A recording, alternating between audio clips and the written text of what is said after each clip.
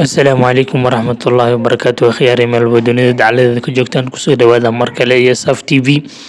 War waxayna leeyahay meel wadonida ka joogtaan guul iyo gobonimo ayaan idin rajeynayaa. Hase ahaatee aan idan dhehe mar kale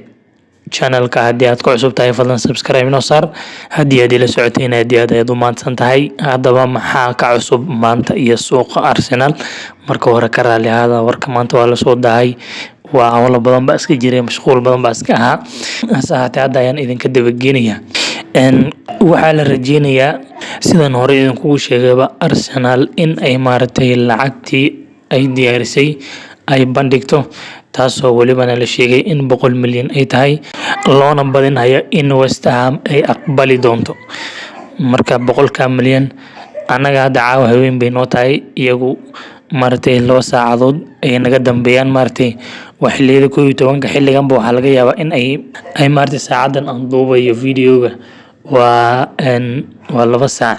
inay maartay lacagtiiba hadda ay bandhigayaan marka iyaduna waa war aan sugeyno oo maartay Declan Rice in Arsenal uu ku soo wareegi doono iyo in kale waa war aan sugeyna taa oo maartay update-keeda aan sugeyno sida wararka ay sheegayaan Manchester City ayaa waxay wada hadal la gashay West Ham waxayna u sheegeen in ay doonayaan ciyaaryahanka lacagna ay bandhigi doonaan hase ahaatee West Ham waxay u sheegtay Man City in haatan la taagan yahay ciyaaryahanka uu doonayo in uu ku biiro Arsenal marka Arsenal waxay haysataa maartay fursadaas oo ay ka faa'iideysan karto sidoo kale Arsenal waxa la sheegayaa in maartay ciyaaryahankii Folarin Balogun istaraatiiji Arsenal loonka ku maqnaa inay maartay suuqa ay soo dhigtay lacagta ay madaxiisa saartay in ay tahay lacag 30 milyan ah taasi maartay waa war la soo xaqiijiyay marka ciyaaryahanka suuqa ayuu yaala Arsenal waa iibinaysa sidoo kale war aan lagu kalsooneen ayaguna waxay sheegayaan in Arsenal Nketiah laftirkiisa suuqa ay soo dhigeen lacag 40 milyan ilaa 35 milyan ana ay ku raadinayaan marka labada istaraatiiji ee Arsenal u dheela waxa leeyahay suuqa ayay yaalaan maantadan la taagan yahay sidoo kale Arsenal ayaa waxa la sheegayaa already in ay maaragtay alternative ka Declan Rice ay raadinayaan haddii ay ku guuleysan waayeen Declan Rice inay Arsenal maartay Barella ay u gudbi doonto ciyaaryahanka aad taqaanaan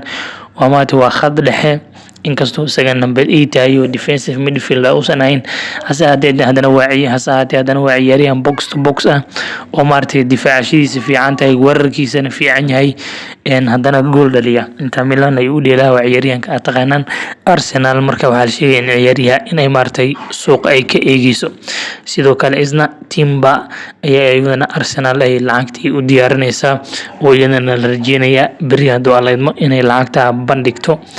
marka isna waa arki doona ciyaaryahanka sidaan idin sheegay wuxuu cadeystay in uu kalaab kale oo hadal kale uusan kula jirin oo doonayo Arsenal kaliya inuu aado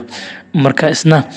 waxa weeyaan warkiisa halka ayuu marayaa waa ana sugeynaa halka uu ku dambeeyana waan ogaan doonaa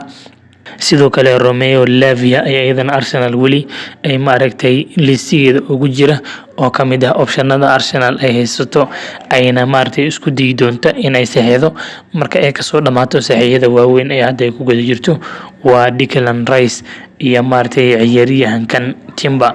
marka akhyaaray wararka maanta suuqa waa naga inta wixii faahfaahina ama soo kordhana insha Allah waa idin la soo socodsiin doonaa haddana waxaan idin kaga tagayaa sida nabadgelyo. Assalaamu calaykum waraxmatullaahi wabarakaatuh.